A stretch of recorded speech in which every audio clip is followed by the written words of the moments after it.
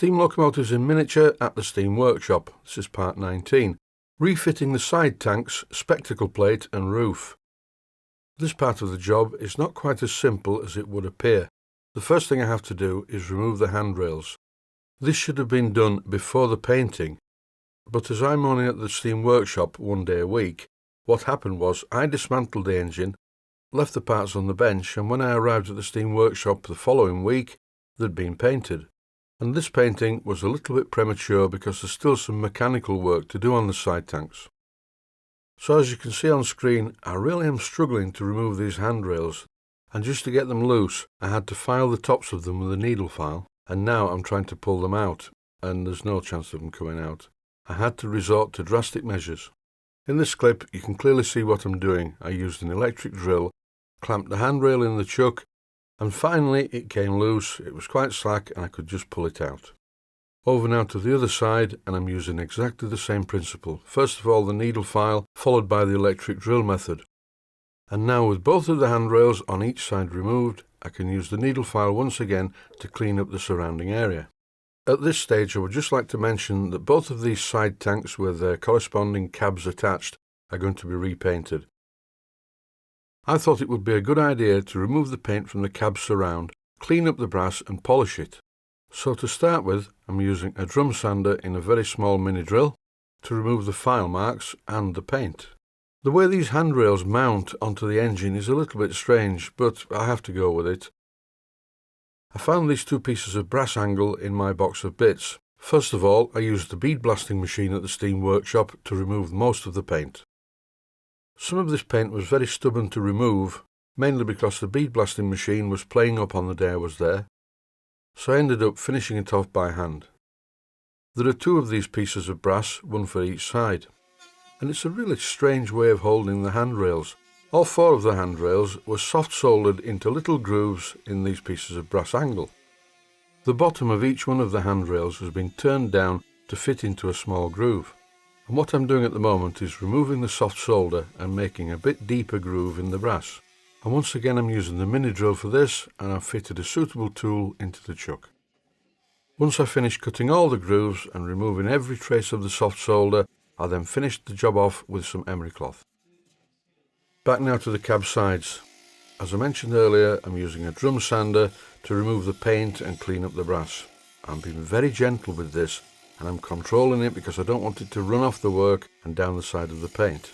First of all I used the drum sander, then I used some wet or dry sandpaper, and then I finished the job off using this polishing wheel with some T-cut on it.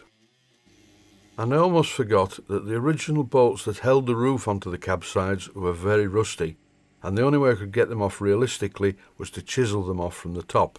And in this clip I'm removing what's left of the rusty bolts with a pair of pliers. Now it's time to refit the copper pipe that feeds water to the axle pump from the side tank, and unfortunately when I originally fitted the pipe to the axle pump I put it in the wrong position, so in this clip I'm putting it in the right position. And why am I drilling a hole in the top of the tank at this late stage? Well, it's quite simple really. The original fitting of the handrail on the top of the tank was a bit of a bodge. It's okay down the side, but the original front handrail stanchion was just glued into the hole. As you've just seen, I drilled a larger hole in the front piece of brass that supports the top, and then I could use a nut on the bottom of the stanchion, and it's a much more secure fitting. What I'm doing in this clip is using a 4BA tap, and I'm removing the paint from the threads so I can bolt the cab in position. But there's still quite a lot to do before I get to that part of the job.